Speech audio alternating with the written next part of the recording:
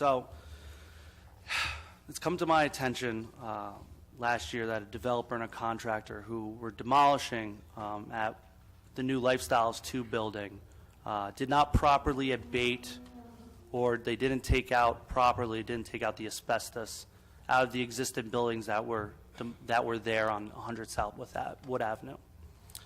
On April 6, 2018, upon complaints from neighbors and others, Inspector James Harris and Inspector Pete Alvarez of the New Jersey Department of Labor Asbestos Unit went to the demolition site and inspected the area. At the time of their arrival, debris and asbestos-filled dust were flying around in the wind. The asbestos abatement company hired by the developer, which is named Stanmark, was not on site, which is a violation of New Jersey state law, and they were fined for that. The company doing the demolition was not using water suppression to wet down the properties in order to keep the asbestos dust particles levels out of the air, which is also a violation of New Jersey state law, and they were fined for this.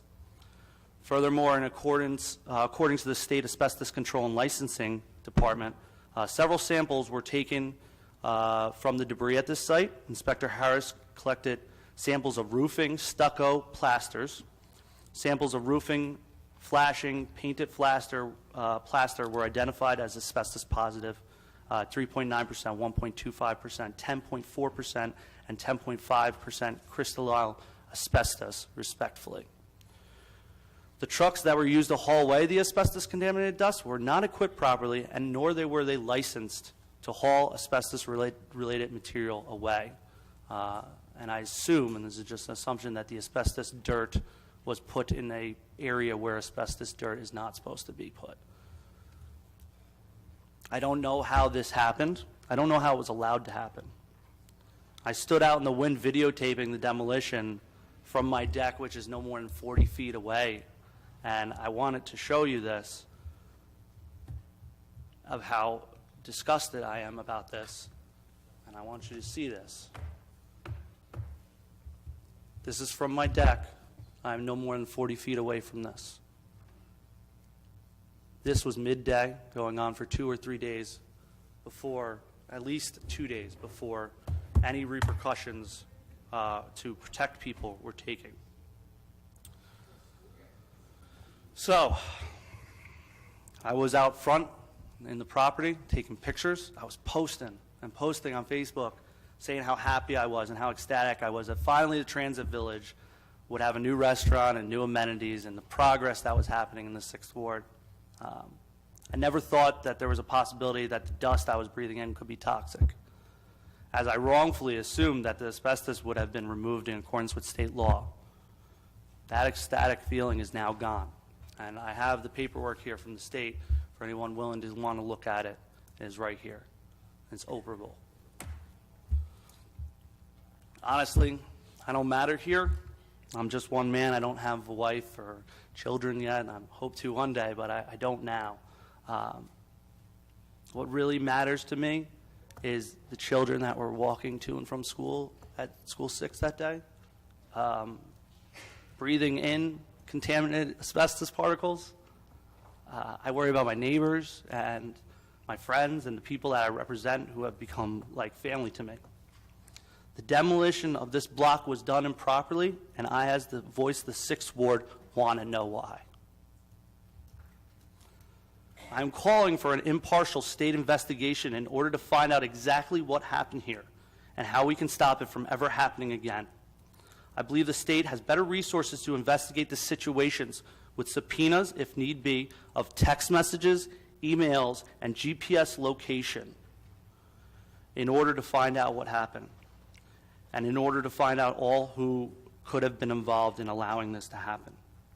I will also ask the state to look into what possible reason the Parkside Inn, which was on the opposite side of the block, was taken down in the middle of a snowstorm a few months prior.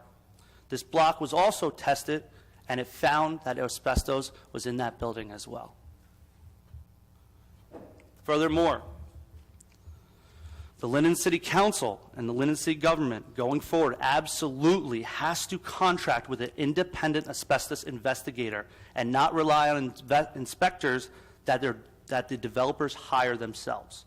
We will then require any redevelopers who want to rip down old structures to pay for the services of our independent asbestos inspector so that there will be no cost to the taxpayers. This will ensure that in future no more children will be exposed to asbestos-contaminated dust simply going home from school, along with none of our residents or people traveling in our city will not be exposed.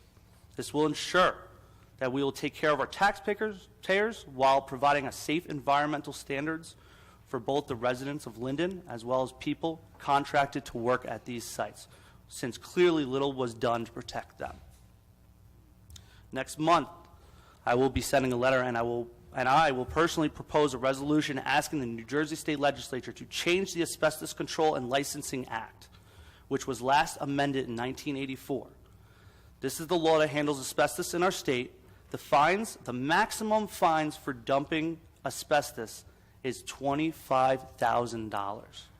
The fines for asbestos dumping needs to be quadrupled to $100,000 in order to ensure developers do not take an easy way out.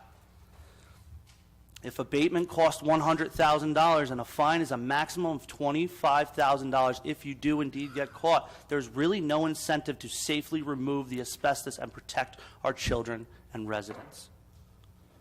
I would like to thank Inspector Harris and Inspector Alvarez of the New Jersey Department of Labor Office of Asbestos Control and Licensing for their due diligence.